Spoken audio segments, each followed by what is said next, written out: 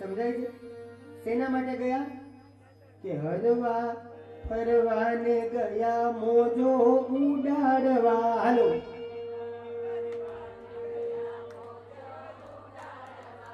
ખાવા શ્રીખંડ પૂરી પાતરા રે, પછી ક્યાંથી ફળે એની જાતરા રે. ખાવા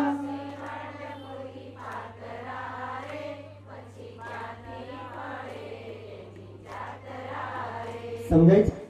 આવી જ રીતે કથા સાંભળીએ, આવી જ રીતે યાત્રા કરીએ.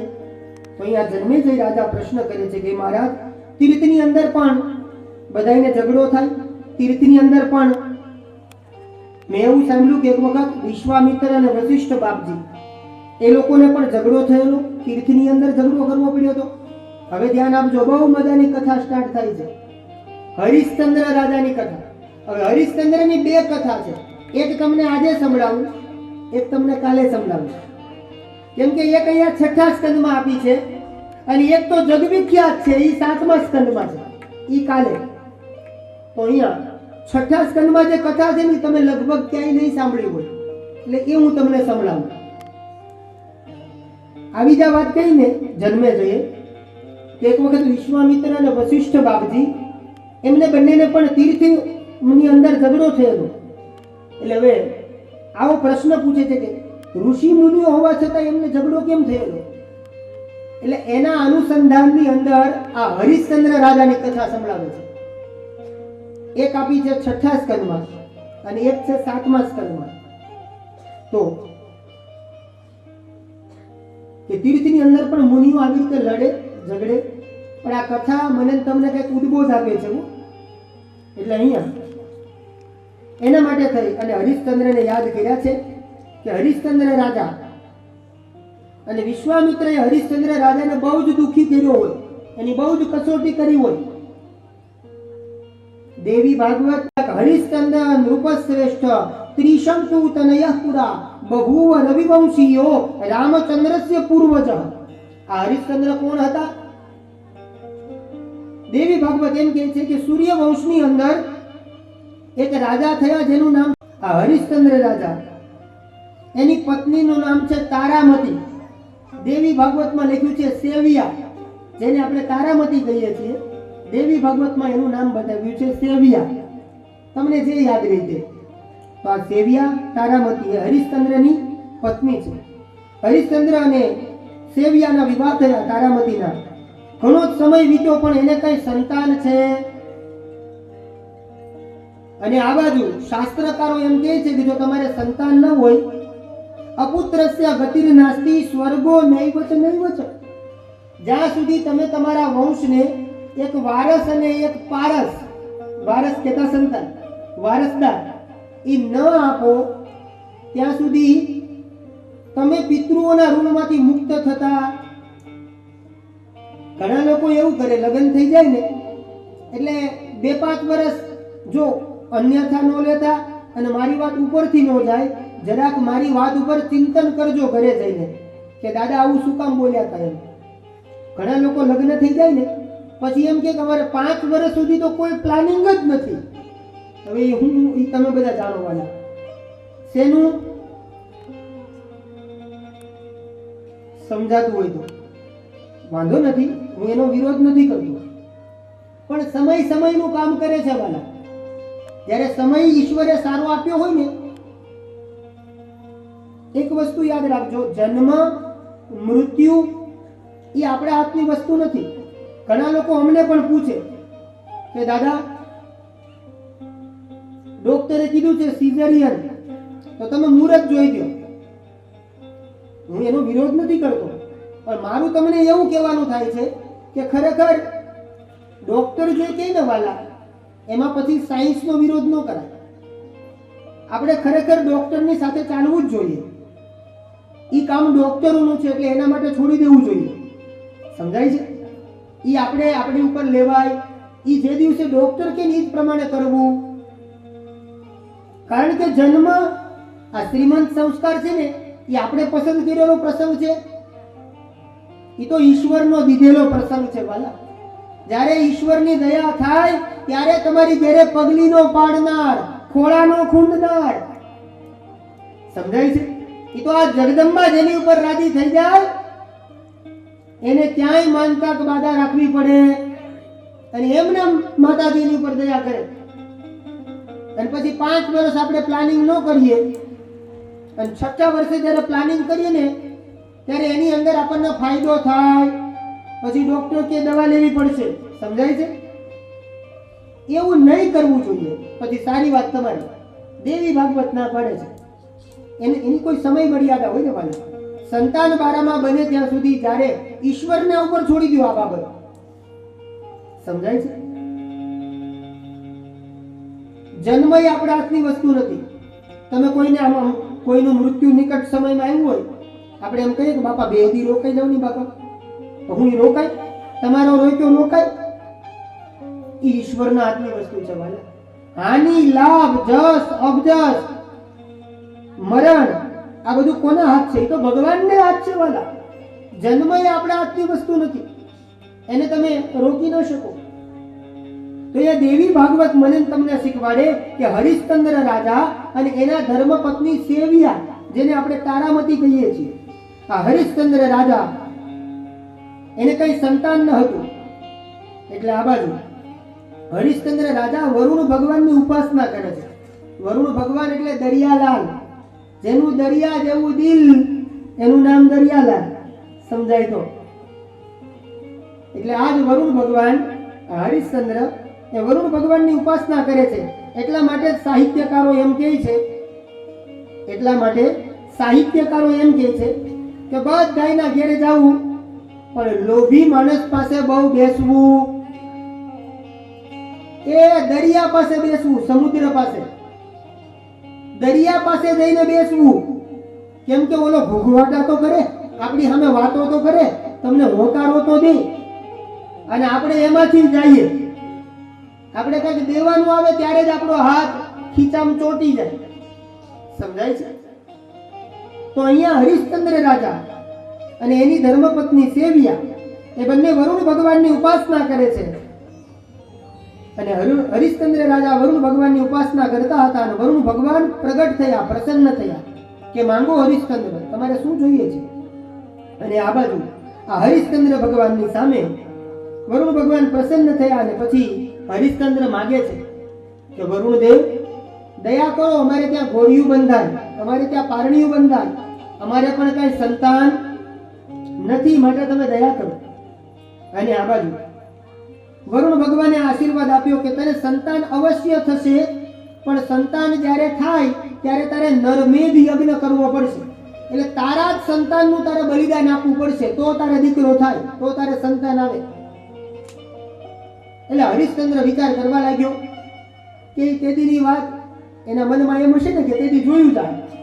કીધું કઈ વાંધો નહીં બાપજી, હું નરમેધ યજ્ઞ ચોક્કસ કરીશ, પણ મારે ત્યાં પારણિયું બંધાય, મારે ત્યાં સંતાન થાય એવી તમે દયા કરો.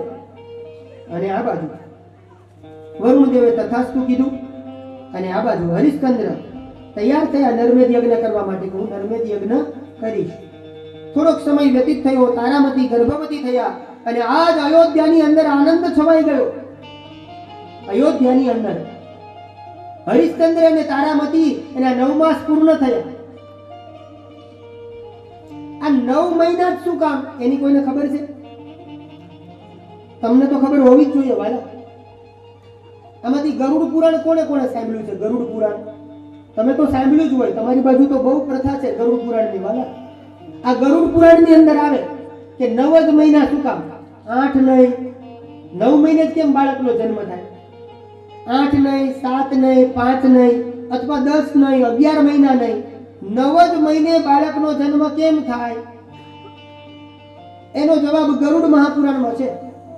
જો ક્યારેક ધ્યાનથી સાંભળ્યું હોય તો, જ્યારે માતાના ઉદરમાં, ધ્યાન આપજો, જ્યારે માતાના ઉદરમાં બીજારોપણ થાય ત્યારે ઈ કેવડું એકદમ પેલા બોર જેવડું, ચણી બોર આવે ને એ બોર જેવડું અંદર બિંદુ હોય. અને જ્યારે સમય થાય, હાથનો સમય થાય ત્યારે હાથના દેવતાઓ માતાના ઉદરમાં આવીને હાથ આપી જાય. પગનો સમય થાય ત્યારે પગના દેવતાઓ માતાના ઉદરમાં આવી અને પગ આપી જાય. આંખનો સમય થાય તો સૂર્ય અને ચંદ્ર એ માતાના ઉદરમાં આવી અને આંખ આપી જાય. આમ 24 દેવતાઓ આવી અને 24 તત્વો આપી જાય, હાથ, પગ, કાન, નાક. સમજાય છે? અને 25મી જ્યારે પ્રાણ નામની શક્તિ અંદર પરમેશ્વર કે પરમેશ્વરી પૂરે ત્યારે આખું શરીર બેઠું થાય. એટલા માટે 9 મહિના. સમજાય છે? અને છતાંય ઘણા લોકો માતાના કોઠાની નિંદા કરે કે અમે એમના મુખ નથી જોતા. સમજાય છે? એવા લોકોને પણ ક્યારેક કહેવાનું મન થાય, તમે કોકના દીકરા તો હશો ને વાલા, તમે કઈ ઉપરથી તો, આ થોડું કડવું છે પણ સત્ય છે વાલા, તમે કઈ ઉપરથી તો પરગટ નહીં થઈ જાઓ ને, પરગટ. સમજાય છે? ક્યારે પણ માતાઓની નિંદા કરવી, ક્યારે પણ બહેનોની નિંદા કરવી, જે માતાઓની નિંદા કરે એને કોઈ જગ્યાએ સ્થાન ન મળે. સ્વર્ગે ભૂલી જાવ ને નરકે ભૂલી જાવ, નરક કરતા બહેતર સ્થિતિ થાય. શું કામ? નારીને નિંદો નહીં, નારીને નિંદો નહીં, નારીએ નરની ખાણ અને નારીથી નર નીપજે, ધ્રુવ, પ્રહલાદ અને રામ. માટે નારીની ક્યારે નિંદા થાય? અને છતાંય કહેવાતા ડાયા માણસો, અમે જ્યારે આવીએ ને તમારા આંગણે ત્યારે આમ બહેનોને આમ સમજાય વાલા, થોડુંક અત્યારે સમજાય, વેલા મોડું ગમે ત્યારે જ્યારે. અને આપણે તો આમ ખુલ્લામાં બોલીએ છીએ, એમાં બીક છે નહીં મારા વાલા. બ્રાહ્મણ એ જ આદર્શ બ્રાહ્મણ કે જે સમાજને સાચું અને સારો રસ્તો બતાવે. કરવું હોય પણ કહેવાની હિંમત ધરાવવા વાળો વ્યક્તિ તો કોઈ જોવે. આપણી તો એક જ આદત કે આપણે યજમાનનું હિત હોય ને તેનું બાવડું પકડીને કહેવાનું, ભાઈ તમે આ ખોટું કરો છો. પછી કરે ન કરે એના મનની મરજી, આપણને બોલાવે નહીં બોલાવે એની મરજી. આપણે ભગવાનના દોષી નહીં થવાના. આપણે એકવાર સમજાવવાનું કે ભાઈ આમ નહીં આમ કરો, પછી ન કરે તો એની મરજી. તો અહીંયા સંતાન ન હતું એના માટે થઈને યજ્ઞ કરે છે અને યજ્ઞના પ્રતાપે વરુણદેવ પ્રસન્ન થયા, 9 માસ પૂર્ણ થયા અને એને ત્યાં એક દીકરાનો જન્મ થયો જેનું નામ છે રોહિત. હરિશ્ચંદ્રને ત્યાં કોણ? રોહિત. રોહિતનો જન્મ થયો. ચારણો આવ્યા, બંદીજનો આવ્યા, એમણે સ્તુતિ કરી.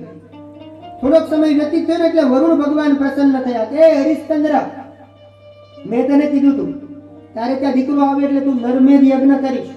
જો મેં તને દીકરો આપ્યો, હવે તું નરમેદ યજ્ઞ કર.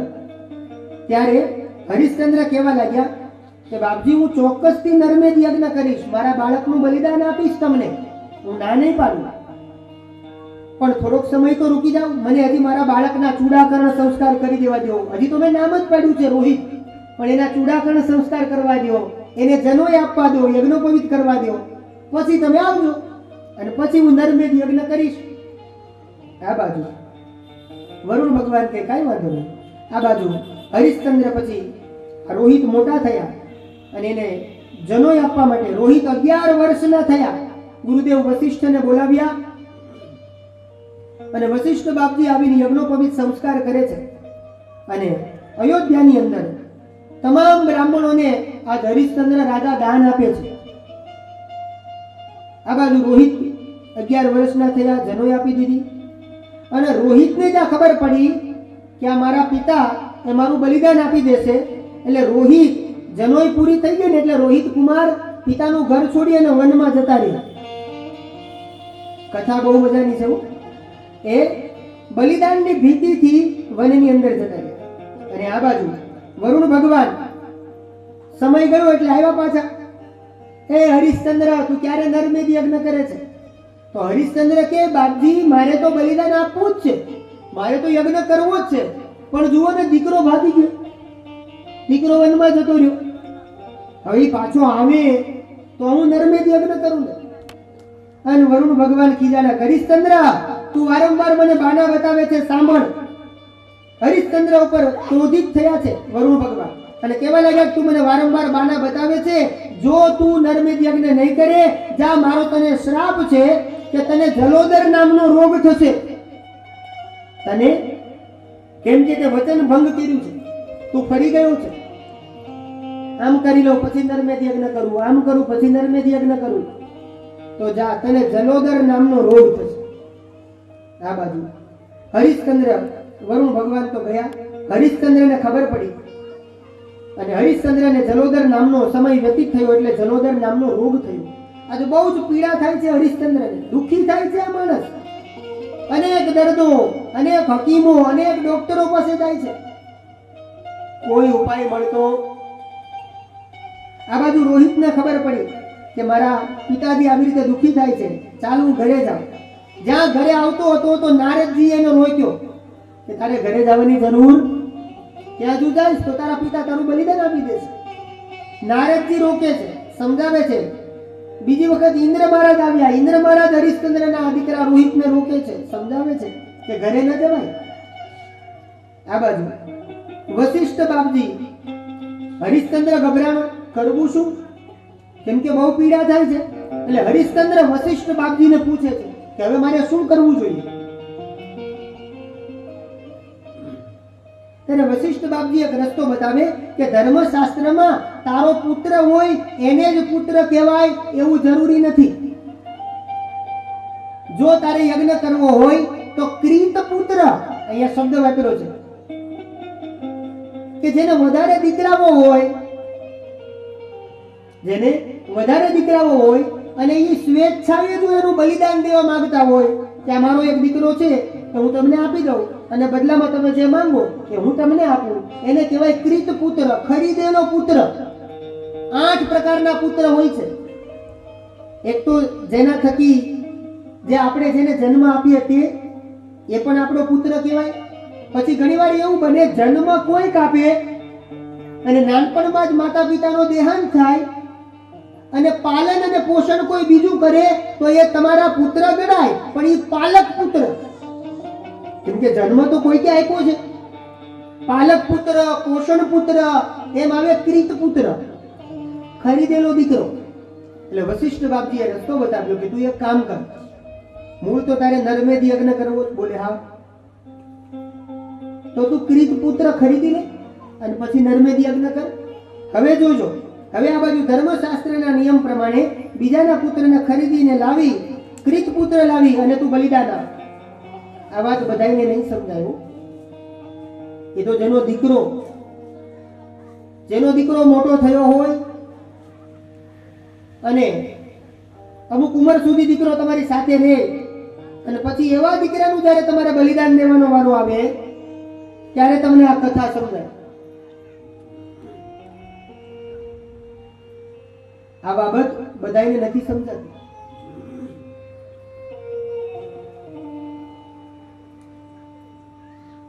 હરિશ્ચંદ્ર વિચાર કરે છે આ બાજુ કે શું કરવું, ક્રીત પુત્ર ખરીદું. એવામાં હરિશ્ચંદ્ર મનમાં વિચાર કરીને સૈનિકોને મોકલે છે કે જાઓ, ગમે તે કોઈ પણ જગ્યાએ જાઓ અને એક બ્રાહ્મણના બાળકને તમે લઈને આવો અને એ બાળક દ્વારા પછી આપણે નરમેદ યજ્ઞ કરીશું. આ બાજુ સૈનિકો આવે છે, એક બ્રાહ્મણના ઘરે જાય છે અને બ્રાહ્મણ જે કંઈ માંગે એટલા પૈસા આપવાની તૈયારી બતાવે છે. અને પહેલાના કાળમાં ગૌધન એ જ મહાધન ગણાતું. પેલા સંપત્તિની એટલી બધી વેલ્યુ નહોતી વાલા. સૈનિકો ફરતા ફરતા એક બ્રાહ્મણના ગામમાં આવ્યા છે. એ ગામની અંદર એક બ્રાહ્મણ રહે છે, જે બ્રાહ્મણનું નામ છે અજીગર્ત. શું નામ છે બ્રાહ્મણનું? અજીગર્ત. અજીગર્ત, અજ એટલે માયા અને ગર્ત એટલે પડેલો, જે સદૈવ માયાના ખાડામાં પડેલો જીવ, જેનું નામ છે અજીગર્ત. તો જ દીકરાને વેચવા ઊભો થાય ને વાલા. નકર કયા એવા મા બાપ છે જે પોતાના દીકરાને વેચવા માટે ઊભા થાય? એ તો જેનો દીકરો મોટો થયો હોય, 18 વર્ષનો કર્યો હોય અને એવા દીકરાને જ્યારે ખોવાનો વારો આવે ત્યારે એ માં જ સમજી શકે એની વેદના, એ માં જ સમજી શકે વાલા. એટલા માટે અહીંયા જ્યારે દીકરો વેચવાની વારી આવી, એટલા માટે મારે તમને કહેવું છે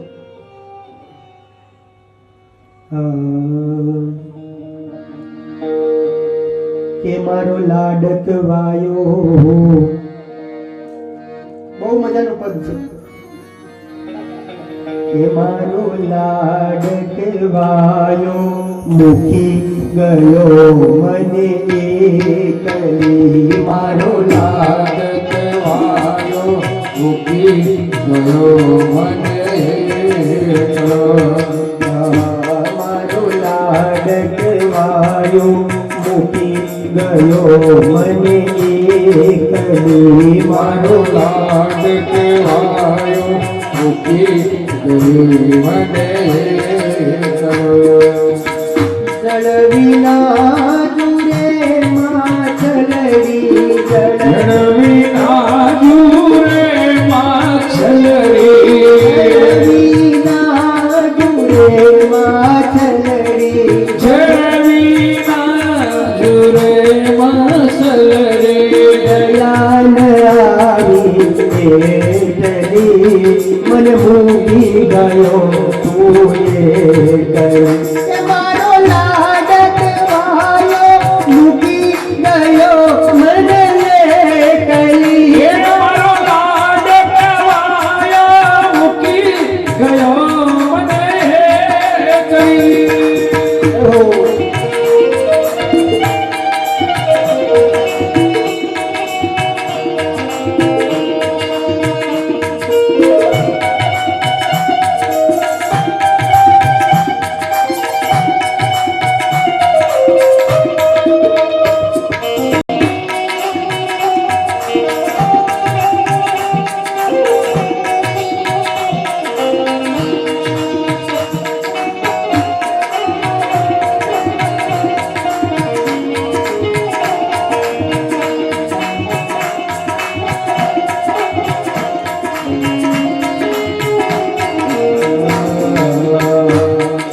કાળજ પાટો એવો આવ્યો કાળજ પાટો એવો આવ્યો ભોળાનો ફૂલનાર ગુમાવ્યો ભોળાનો ફૂંકનાર ગુમાવ્યો ભવનું મારે છે ટુકડ્યું છે ભવનો મારે છેટું પડ્યું છે ભવનું મારે છે ટુકડ્યું છે એ ભવનો મારે છેટું પડ્યું છે વાત લીધી એને બેગડી મને મૂકી ગયો તું એકલી.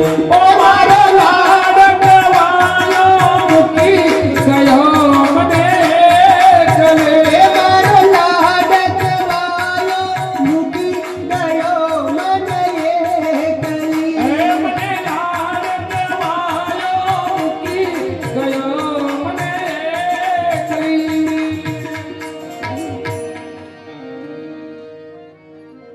બહુ ભાવ મજાનો છે હો. લેના દેની પૂરી થાતા ક્રૂર બની છે આજ વિધાતા. એ તો જેને દીકરો ગુમાવ્યો હોય વાલા એને ખબર પડે. વિયોગ એનો વસમો લાગે ને ભૂલાય ના વસની ઘડી. પણ મારો લાડકવાયો મૂકી ગયો મને એકલી. સુનો થયો મારા ઘરનો માળો, સુનો થયો મારા ઘરનો માળો અને ઓશિયાળો અવતાર જ મારો. સમજાય છે? તો અહીંયા અજીગર એને 3 દીકરા હોય છે. કેટલા? 3 દીકરાને અહીંયા નામ બતાવ્યા છે અને નામ પણ એને કેવા પાડ્યા છે જોજો. પહેલા તો અજીગર એટલે એ નામનો કઈ બહુ મતલબ સમજાય એવો, કારણ કે અજ એટલે માયા અને ગર્ત એટલે પડેલો, જે સદૈવ માયાના ખાડામાં પડેલો છે આવો મહાપુરુષ. 3 દીકરા છે. પહેલાનું નામ શુનકશેપ, બીજાનું નામ શુનક પૂંછ અને ત્રીજાનું નામ શુનક લાંગુલ. આ એકનો મતલબ કાંઈ થતો નથી. એટલે મેં તમને કીધું હતું કે નામ એવા પાડો કે જેનો કંઈક મતલબ થાય, જેનો કંઈક અર્થ નીકળે. આ બ્રાહ્મણ મૂર્ખ હતો, એકેનું નામ બરાબર ન પાડ્યું એને. અને આ બાજુ નામ એવા રાખવું કે જે નામ અર્થ પ્રધાન નામ હોય. કેવા હોય? સમજાય છે? સારા સારા નામ રાખો ને તો જે અંત સમય આપણને કામ. એક બેન કથામાં ગયા, કથામાં ધ્યાન આપજો. એક બેન કથા શ્રવણ કરવા માટે ગયા અને જ્યાં કથામાં ગયા ને એટલે બાપજી રોજ કથામાં ગવડાવે કે કાલિય મર્દન કંસ નિકંદન દેવકી નંદન તવ શરણમ. રોજ વક્તા ગવડાવે. આ બેન કથામાં ગયા, રોજ વક્તા બાપજી એવું ગવડાવે કાલિય મર્દન કંસ નિકંદન દેવકી નંદન તવ શરણમ. હવે આ બેનના જે પતિદેવ હતા એનું નામ છે દેવકી નંદન. બધાય કીર્તન ગાય પણ આને હું ગાવું કયો? આ બેનને શું ગાવું? એટલે એને ધર્મ સંકટ થયું. બાપજી એમ ગવડાવે કે કાલિય મર્દન કંસ નિકંદન દેવકી નંદન તવ શરણમ. હવે આ બેન વિચાર કરે કે પતિનું કઈ નામ તો બોલાય નહીં. પહેલા આવો રિવાજ હતો. પહેલા આપણી માતાઓ પતિનું નામ બોલતા, અને અત્યારે તો આપણને એમ નવાઈ લાગે કે પતિને બોલાવે છે. હા, ખોટું નહીં લાગે ને? પાકું? ઈ બોલાવે પણ એ જલ્પેશ, જલ્પેશ હો.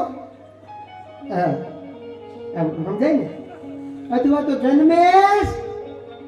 અને ખબર નથી, મને એક વસ્તુ હજી સુધી મગજમાં અત્યાર સુધી આ 40 વર્ષમાં નથી ઉતરી.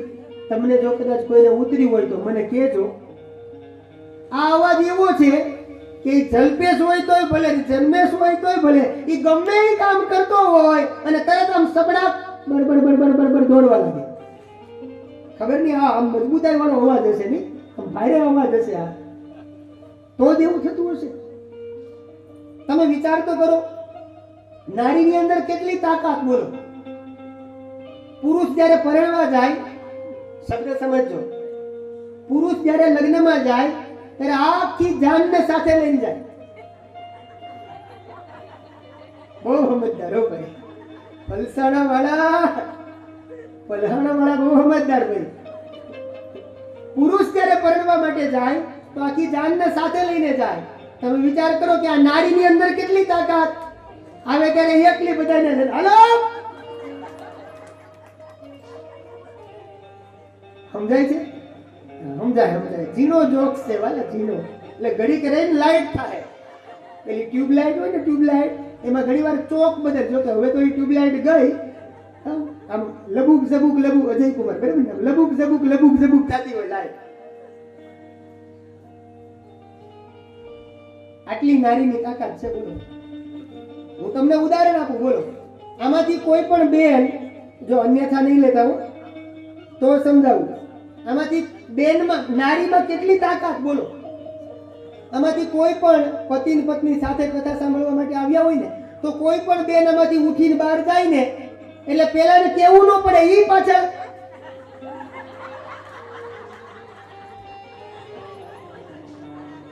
કેટલી તાકાત બોલો. એટલે આપણે પલસાણાની વાત નથી કરતા હો. હા, આપણે તો આમ બહારની વાત કરીએ છીએ. આટલી બધી નારીઓમાં તાકાત છે કે નારી ઉઠીને જાય એટલે એના ઈ હોય ને, ઈ એને કેવું ન પડે, ઈ તરત આમ ચપ્પલ પહેરવાય નો રે બોલો. બીજા લઈ લેવું ઈ કે ડીમાર્ટ આડો આવે છે અહીંયા. સમજાય છે? તો અહીંયા મારે તમને સમજાવવું છે. આ બેન વિચાર કરે, મૂળ વાત ઉપર આવો, મૂળ મુદ્દો પાછો મગજમાંથી ન જાય.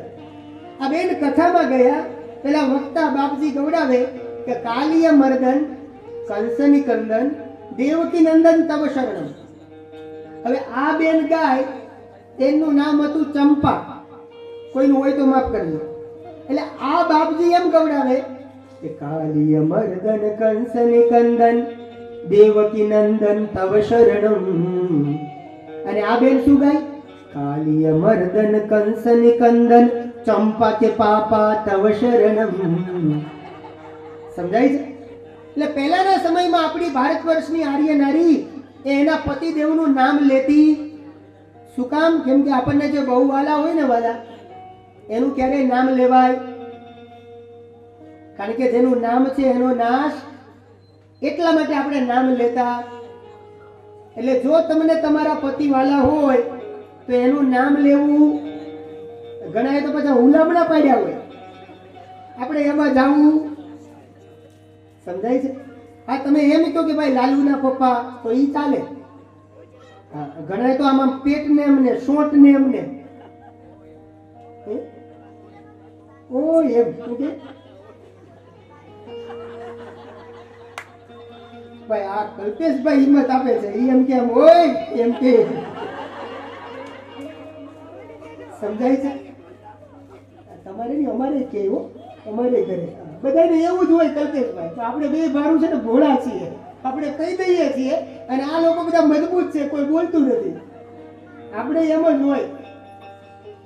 તો મારે તમને સમજાવવું છે અહીંયા કે બને શક્ય હોય વાલા તો નારીઓએ પતિનું આમ સન્માન જાળવવું જોઈએ. હું તો એમ કહીશ, જો અતિરેક થાય ને તો માફ કરજો, બહેનોએ ખરેખર કોઈ ગુરુ કરવાની જરૂર જ નથી. જો કોઈ અન્યથા ન લેતા હો પાછા મારી વાતને. બહેનોના જો કોઈ ગુરુ હોય, સ્ત્રીઓના જો કોઈ ગુરુ હોય તો એનો પતિ જ એના માટે એનો ગુરુ છે મારા વાલા. દેવી ભાગવત કહે છે, મારી પાસે એનું પ્રમાણ પણ છે. આપણે એમાં જવું. અને ગુરુ જેને કર્યા હોય એને પાછો ગુરુમાં વિશેષ પ્રેમ રાખવો. હા, એ વાત ભૂલી ન જાવી, એ વાત પછી મગજમાંથી ન જાવી જોઈએ. પણ હું એટલા માટે આવું કહું છું કે બહેનોએ અને કદાચ માનો ગુરુ કરો તો શક્ય હોય ત્યાં સુધી હંમેશા એના પતિના પ્રમાણે એનું જીવન ચાલવું. જે સ્ત્રી એના પતિનું માને ને એ જ સ્ત્રી આ દુનિયાની સુખીમાં સુખી સ્ત્રી. એટલે જો તમારે સુખ જોઈતું હોય, અને બહેનોને પાછું આમાં ફલસાના ને બધા આના લોકોને તો આવડે હોય એવું બધું. હા, બિલકુલ આવડે. આ લોકોને કંઈક જો જોઈતું હોય ને કંઈક લેવું હોય તમારી પાસેથી, એટલે કે ભાઈઓ પાસેથી બહેનોને માતાઓને કંઈક જોઈતું હોય, એટલે ઈ લોકો શું કરે ખબર? એના ઈને જે ભાવતું હોય ને એવું ભોજન બનાવશે. એના ઈને જે ભાવતું હોય એવું ભોજન બનાવશે, એને જમાડશે, પ્રસન્ન થશે અને પછી ધીમેથી કહેશે, ઓય શું કે? પછી ધીમેથી તમને કહેશે કે પેલા બેન છે ને એ વલહાડ ગયેલા ને તો ત્યાંથી સાડી લાવ્યા છે અને મને તો તમે કાંઈ. એટલે પેલો એમ કે આજે તે સરસ મજાની રસોઈ બનાવી છે ને, એટલે આજે તને નાની કે, આજે તને નાની કેમ લઈ આપા, એવું કે ને, એવું કે. અને જો ન લઈ આપતા હોવ ને તો મારે તમને બે હાથ જોડીને વિનંતી કરવી છે, જે ન લઈ આપતા હોય એના માટેની વાત છે. તો છે ને એ તો છેલ્લે મારી ક્રિયા એ કરશે. જોજો આ કેવા અર્થ કરે છે. એટલે હું મોટાને નહીં આપું, નાનાને માએ ખોળામાં બેહાડી દીધો, આને હું નહીં આપું. ગરુડ પુરાણમાં એક મજાની વાત છે તમારા માટે કામની, તમે કહેતા હોય તો સમજાવું. આપણે ત્યાં એવી કહેવત છે કે ભાઈ પિતાની ક્રિયા મોટો દીકરો કરે, માની ક્રિયા નાનો દીકરો કરે, તો વચ્ચે વાળાને શું કરવું કયો? અહીંયા આપણને એવો પ્રશ્ન થાય ને તો એનો જવાબ ગરુડ મહાપુરાણમાં આપ્યો છે કે એવું જરૂરી નથી કે મોટો દીકરો જ ક્રિયા કરે. બને ત્યાં સુધી અધિકાર મોટાનો જ છે, અને મોટો દીકરો ક્રિયા કરે તો એને તમામ દીકરાઓ કરે કે ન કરે તો એને એનું પુણ્ય તો મળે જ, એવું એમાં લખ્યું છે ગરુડ પુરાણમાં. પણ મોટો દીકરો કદાચ હાજર ન હોય, સમય મર્યાદા એ બહાર હોય તો વચ્ચે વાળો વચેટ દીકરો પણ ક્રિયા કરી શકે છે, આવું ગરુડ મહાપુરાણમાં સ્પષ્ટ લખ્યું છે. એટલે એવી જડતા ન પકડી રાખવી મોટો આવે ને મોટો ઘણીવાર નોય પોસિબલ બને વાલા તો. એટલે ગરુડ પુરાણમાં લખ્યું છે. અને આ બાજુ મોટાને ખોળામાં બેસાડ્યો, નાનાને માએ ખોળામાં બેસાડ્યો, વચલો વિચાર કરે કે મારા સિવાય કોઈ બચ્યું. અને પછી એ સુનક્ષેપ નામનો જે વચેટ દીકરો હતો એ દીકરો સૈનિકો લઈને આવે છે. આ બાજુ હરિશ્ચંદ્ર એ બાળકને બાંધે છે અને નર્મેદ યજ્ઞ કરે છે. એવામાં મહર્ષિ વિશ્વામિત્ર ત્યાં આવ્યા. હવે જોજો વશિષ્ઠને વિશ્વામિત્રને ઝઘડો કેમ થયો એટલા માટે આ કથા આપી છે. વશિષ્ઠે ખરીદવાની સલાહ આપી, હવે વિશ્વામિત્ર બાપજી આવ્યા અને આવી અને એને રોકે છે કે આ બાળક છે, આ બાળકનું તો ક્યાંય બલિદાન દેવાતું હશે, આવા તે કઈ યજ્ઞ ભાડ્યા કે જેમાં બાળકનું બલિદાન, તું આ બાળકને છોડી દે. તો હરિશ્ચંદ્ર કહે પણ મને જલોદર નામનો રોગ છે. ત્યારે વિશ્વામિત્ર એને કહેવા લાગ્યા, આ છે સંતનો સ્વભાવ, આ છે સંતનો સ્વભાવ, કરુણા ઉગી. સંતોનો સ્વભાવ છે એવો, જનેતાની ગોદના જેવો. આ સંત કરુણા વાળા હોય, સંત દયાળુ હોય, સંતમાં તિતિક્ષા હોય અને દયા ઉપજીને હરિશ્ચંદ્રને ના પાડે છે કે તું એક કામ કર, આ બાળકને નહીં માર, મારી પાસે એવા મંત્ર છે, હું તને એ મંત્ર આપું, તું મંત્ર બોલ અને મંત્ર બોલવાથી તારો જલોદર નામનો રોગ હું મટાડી દઈશ, પણ તું આ બાળકને છોડી દે. આપણે નર્મેદ યજ્ઞ કરવો. હરિશ્ચંદ્ર ન માન્યો. વિશ્વામિત્ર કહે ભલે, સમય આવે ને ત્યારે હું તને બતાવીશ. હું તને મંત્ર આપું છું, છતાંય તું મારું નથી માનતો અને મારા જોતા એક બાળકનું બલિદાન આપે છે, તો સમય આવે હું તને દુઃખી કરીશ. એટલા માટે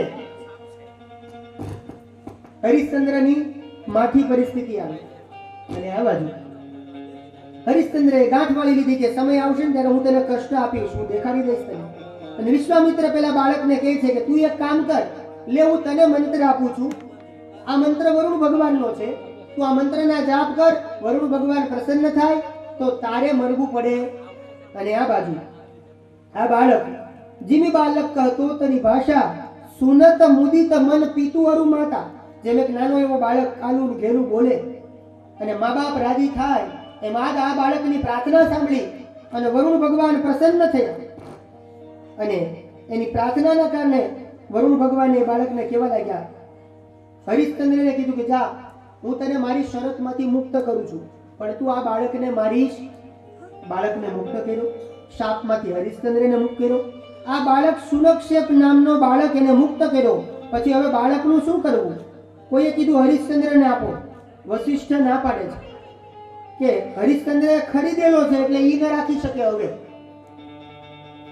તો કોઈએ કીધું વરુણ ભગવાનને આપો, બોલે એ પણ ન ચાલે. વશિષ્ઠ કહે એક કામ કરો, વિશ્વામિત્રને આપી દો, એને બહુ બાળકનું પેટમાં બળે છે, તમે એને આપી દો. અને આ બાજુ વિશ્વામિત્ર કહેવા લાગ્યા કઈ વાંધો નહીં, બાળક મને આપી દો. વિશ્વામિત્રએ બાળકને લઈને જતા રહ્યા અને જતા હતા એવામાં જ્યાં ગંગાનો કિનારો આવ્યો, આ બાજુથી વશિષ્ઠ સામે આવે છે, આ બાજુથી વિશ્વામિત્ર સામે આવે છે. એટલે વિશ્વામિત્ર વશિષ્ઠને કહે છે કે વશિષ્ઠ, તમે બગલા ભગત છો, કેમ કે તમે તમારા રાજાને આવો માર્ગ બતાવ્યો ને, તમે બગલા ભગત છો, મારા યજમાનને તમે દુખી કર્યો, માટે જાઓ તમે બગલા થઈ જાઓ. તમે બગલા ભગત છો, તમે બગલા થઈ જાઓ. અને આ બાજુ વશિષ્ઠએ શ્રાપ આપ્યો, તો સામે વિશ્વામિત્રએ પણ શ્રાપ આપ્યો કે મારો પણ તમને શ્રાપ છે, તમે પણ આડ નામનું પક્ષી થઈ જાઓ. આડ નામનું પક્ષી આવે. અને આ બંને નો આવી રીતે ઝઘડો થયો. એટલા માટે વરુણ ભગવાન એની અહીંયા કથા બતાવી. દેવી ભાગવત લખે છે. પછી અહીંયા એ વશિષ્ઠ અને વિશ્વામિત્રના બીજા જન્મની પણ કથા બતાવી છે. પણ એને વંદન કરી લઉં વાલા, કેમ કે આજે માતૃ પિતૃ પૂજનનો સમય છે અને અમે 4:45 થઈ ગયા છે અને હજી ઘણી કથા બાકી છે. તો વશિષ્ઠ અને વિશ્વામિત્ર, તો વશિષ્ઠના અહીંયા સૂર્યવંશ, ચંદ્રવંશ અને નિમિ વંશની કથા બતાવી છે. નિમિ વંશમાં જેટલા બી આવ્યા ને બધા જનક કહેવાના, એટલે શિરધ્વજ રાજા એ પણ જનક કહેવાના. અને આ બાજુ ગુરુદેવ વશિષ્ઠ એ યજ્ઞ કરે છે, આ બધી કથા બતાવી. પછી મિત્રા વરુણને ત્યાં એનો બીજો જન્મ થાય, એટલે એક ઘડામાંથી જન્મ થયો માટે નામ પાડ્યું કુંભજ. આ વશિષ્ઠ અને વિશ્વામિત્રનું આગળ જતા નામ પડ્યું કુંભજ. આપણે એમાં જવું નથી, કેમ કે રામાયણની કથા વખતે મેં તમને આ કથા સંભળાવી છે. પણ ગળામાંથી એનો જન્મ થયો એટલે કુંભજ ઋષિ અને અગસ્ત્ય ઋષિ, આ બે જન્મની અહીંયા કથા બતાવી. વચ્ચે સૂર્યનારાયણ ભગવાનની કથા બતાવે છે. અને સૂર્યનારાયણના ધર્મમાં પત્ની એ જ સૂર્ય આગળ બેસાડી દેવાની છે અને આપણે કથા તરફ આગળ વધવાનું છે. તો આ બાજુ એ રાંદલ માતાને પણ વંદન. અને ત્યારબાદ આ હય વંશની જે કથા બતાવી, હય વંશની, એ ગંગા ચૈવ સરસ્વતી તથા નયતિ કૈલાસમ સ્વર જ્ઞાન વિશારદ. આ નારદજીના હાથમાં શું છે? વીણા. અને આ સંજય રાજાની દીકરી જેનો સ્વયંવર હતો, દમયંતી નામ હોય છે, અને આ દમયંતી પણ નારદજીની અંદર મોહાઈ છે. એ કથા બતાવી. નારદજી એને સંગીત શીખવાડે છે અને પછી નારદજી એની સાથે વિવાહ કરવાનો ભાવ રાખે છે. આ કથા બતાવે છે. અને આ બાજુ નારદજી, આ બધી ભગવતીની માયા છે. કોની માયા છે? આ બધી ભગવતીની માયાના કારણે નારદજી એમ કહેવા લાગ્યા. આ નારદની કથા બતાવીને પછી નારદજી હવે વેદવ્યાસજીને એમ કહે છે કે હે વ્યાસજી, એક દિવસ આ ભગવતીની માયા છે ને બહુ પ્રબળ છે. કેવી છે? બહુ પ્રબળ માયા છે. આ પ્રબળ માયાના કારણે એક વખત મારે સ્ત્રી બનવું પડ્યું. નારદ કહે છે અને હું સૌભાગ્ય સુંદરી બન્યો. તાલત વજની સાથે મેં લગ્ન કર્યા, એના કારણે મારે 20 દીકરાઓ થયા. એટલે ભગવતીની માયા એ બહુ ગહન છે વાલા. આ કથા બતાવી અને પછી નારદજી એમ કહે છે કે એની માયામાંથી મુક્તિ મેળવવા માટે શું કરવું પડે. બોલે નારદજી ફરતા ફરતા બ્રહ્મલોકમાં આવ્યા. બ્રહ્માજીએ નારદજીને ઉપાય બતાવ્યો કે ભુવનમ ખલુ માયા સ્યાદ ઈશ્વરી તસ્ય નાયકા ભુવનેશી તત પ્રોક્તા દ્રેવી ત્રૈલોક્ય સુંદરી. જો તમારે ભગવતીની માયામાંથી પર થવું હોય તો 14 ભુવનની ઈશ્વરી બ્રહ્માંડ ભાંડોદરીમાં ભુવનેશ્વરી એની તમે પૂજા કરો, એનો તમે મનોરથ કરો. એટલા માટે અહીંયા ચુંદડીનો મનોરથ ગઈકાલે જોયો એમ અહીંયા નારદજી પૂજા કરે છે અને શણગારનો મનોરથ એ જગદંબાની આગળ કરે છે. આપણે પણ શણગાર મનોરથ કરવો છે ત્યારે એક નાનકડું એવું પદ એ ગાય અને પછી આજની કથાને વિરામ તરફ લઈ જઈએ. એટલે માતૃપિતૃ જે પૂજન છે એ માતૃપિતૃ પૂજન તરફ આપણે આગળ વધીશું. બરાબર છે? તો એ પહેલા શણગાર મનોરથ એના માટે થઈ અને મારે તમને કહેવું છે કે જગદંબા દયા કરે ને એ જ વ્યક્તિ જગદંબાને શણગાર ચડાવી એના માટે. આ બહુ સરસ મજાનું પદ છે, તમે ક્યાંય નહીં સાંભળ્યું હોય. નવા રાગમાં છે. આપણે 2 લીટી માતાજીને યાદ કરીએ.